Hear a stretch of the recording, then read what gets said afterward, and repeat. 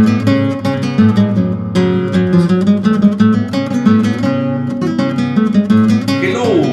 dear participants of our Learning Alliance on Land Tenure in Pastoralist Societies.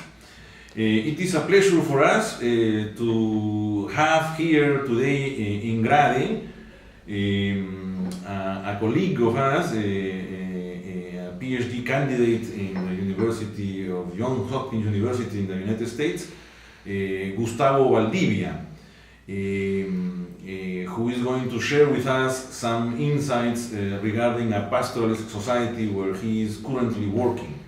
Hello, Gustavo, how are you doing? Hi, Manuel. I'm good. Thank you for the invitation here. Is here with us also Sandra Rodríguez, a Peruvian anthropologist that she has been a strategic player in our Learning Alliance throughout all our topics, discussions, and wrap-ups. Hello, Sandra. Hello, Manuel. Let's start. Please, very simply, can you characterize the main features or social organization and the landscape of the pastoralist societies that you are working? Well, my work is centered in what is called in the Andean South, or Sur Andino in Spanish. That is this region, basically that it's around, that covers the regions of Apurímac, Cusco, Puno, Arequipa in Peru. And specifically now I'm working in the area of Cusco, in Pitumarca, the district of Pitumarca in the province of Canchis. But it's part of this, as I said before, this big area that has been characterized as the Andean South. And what is the main form of social organization of these pastoral communities in Pitumarca or in Canchis?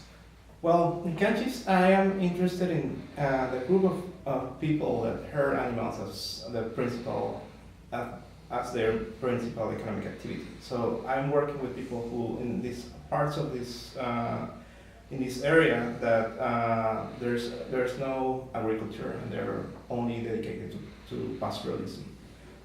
Because there are some areas that they have combined activities, even in that the same district. But I'm more interested in those people living, especially in altitudes higher than 4,000 meters above sea level, mm-hmm. that are mostly are dedicated to pastoralism. Mm-hmm. Okay. As you participants know, we have focused a lot in this Learning Alliance on the institutional arrangements of pastoralist societies. As other literature has shown, we also believe that this is a key feature to understand pastoralist societies. And one of the things that has called our attention is the idea that collective management of resources is a feature that can be found in pastoralist societies around the globe. So we wanted to ask Gustavo, maybe he can go deeper to explain which are the arrangements, the collective arrangements for the management of resources in the societies that you have studied. Mm-hmm. Well, so there are different layers of this. One is basically, there's still shared ownership of land in some places. I guess if you want like a very fast idea of what's going on in these areas, is you'll have like a combination of different systems, all even in very small spaces or inside communities. So basically there are different systems that range from individual properties that they have already titles for that land to actual collective ownership in the form of that it's a community that owns the land and they have access to this land. I mean, if you are able to be part of the community, or if you accept the norm of the community, you can be part and have access to land. So this is two extremes, but there's a lot in between. But this is, I think, what is still active right now in these areas. That would be in terms of land property. Yeah, land property. Yeah, only. But also, I would say that it's it's almost impossible today to be able to live in or be a small herder or a pastoralist and not have access to any form of collective support from the community.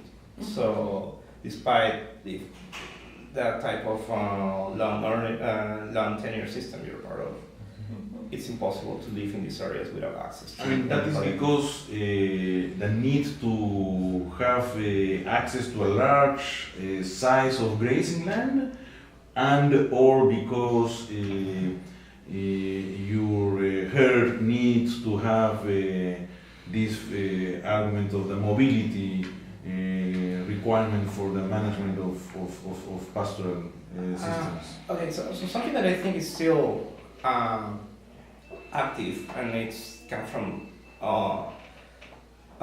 works, research done in the past, including yours, about what all these resources that people are, the forms of access to resources in land. But so one thing is, I think it's work. So there's important Labor force. labor force, exactly. So it's, for me, it's, at least from what I've studied so far, it's impossible to just maintain a small plot in these areas without having access also to collective work or collective labor, for example, for when they have to repair canals in the places where they have their irrigating pastures, or to repair the road to get access to the community, or that also obviously means to have access to this road to bring out the fiber that they're producing, to have access to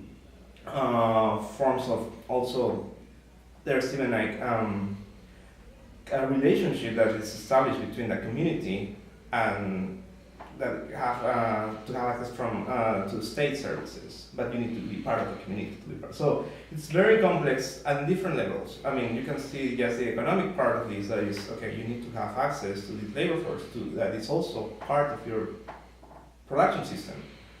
But also you need access to these collective rights that also make life possible there, I would say, in a more abstract way or general way, that it's access to services, access to forms of security networks.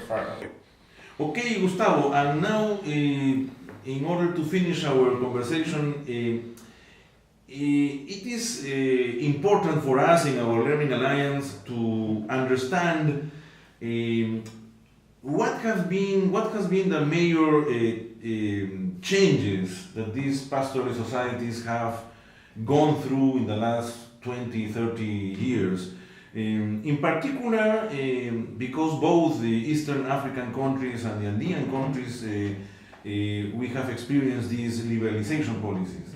Do you have any insights that can be shared with us regarding the main changes that have occurred, that have happened in Pitumarca, in particular in your area of study? Yeah, I think that the most impressive change there is how the herding composition has changed in the last 20 years. I mean, at least specifically in the last 20 years. So in the past, they used to have, it was a combined herd that included alpacas, llamas, sheep, and probably also some horses and even cows. But today, people are moving into just, I would say, mostly alpaca herd. And also, in even thinking about alpacas, the composition of this type of the alpaca herd has changed. So in the past, they used to have different varieties and species, I would say, of this alpaca, or different, especially alpacas who had different colors and they had different, their fiber had different characteristics. And now, I think it's been a radical change that in the homogenization of these characteristics. So you mostly have white alpacas all over the Andes. And this is clearly induced by market pressures, by the commercialization pressures. Yeah, I mean, there's this basic thing that alpaca fiber, it's luxury fiber and goes to and it's commercialized and used by the major fashion design firms in the world. And as we know, in the fashion world, colors change every year. The dominant color change every year. So basically, they need white fiber because it's easy to dye and every year. So I would say that, but also now it's changing because now it's becoming more and more trendy to have natural color fiber. So we are coming back. It's coming back. What about the tension between collective forms of management of this grazing land versus individual or familiar forms of land management? Yeah. You mentioned that there is a tendency to have more individualized management. Is this a change that is going on for decades, or is a recent trend? I mean, I would say in the last 10 years actually, and I mean, and a lot of, for me, a lot of people that also have highlighted that how even people there recognize that overgrazing has been controlled somehow, or thanks to, let's say, privatization of land. So everyone knows that for people there in general, there's overgrazing. That's the main contribution of privatization, the control of overgrazing, or at least the privatization of overgrazing. So of the consequences of. And how people explain these relationships? I mean, just a simple thing. When it's, like everyone has access to this, so everyone can put in the number of animals they want, and then because no one is gonna take care of it, everyone wants to explode it or get more from it, and then at the end it's a disaster. I mean, this is kind of a textbook thing, but obviously there are some textures in that. But I would say that's the main thing that people will recognize that, and I think that's how why it has been so popular there to just extend this privatization of land. I don't think there's resistance to that, at least in the places that I know. Within communities? Yeah, formal privatization of that, I would say. There's no resistance to that. I mean, not formal, what I'm not, okay, let me rephrase this.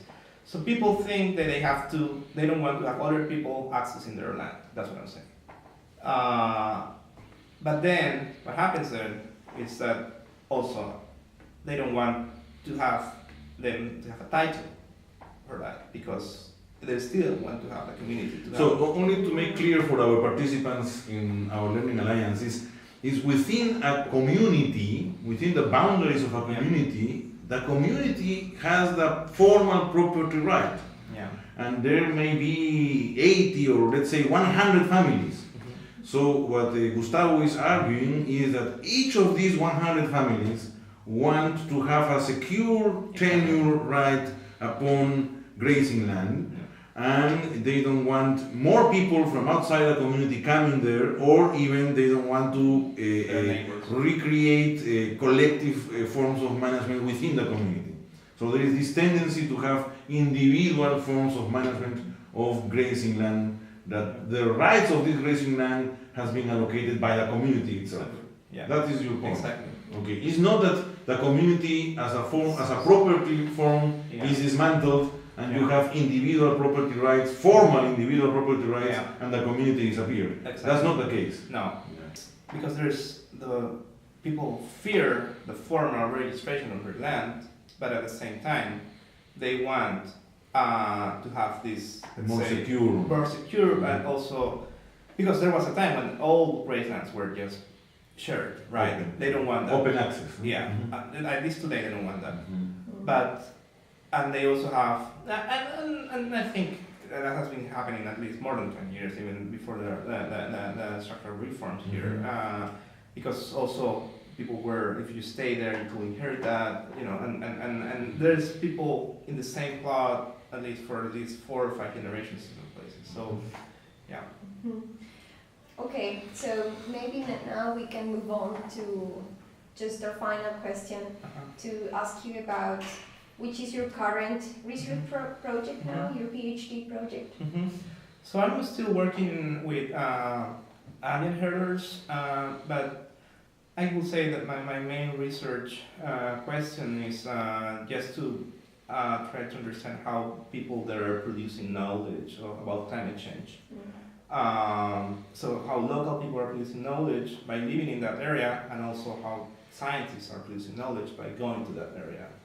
And I think there's a lot in common and to learn from their list of, again, not about how these people live or how these scientists do their science, but how we humans in general understand the natural world. So it's more about how we produce knowledge when something new is happening to nature.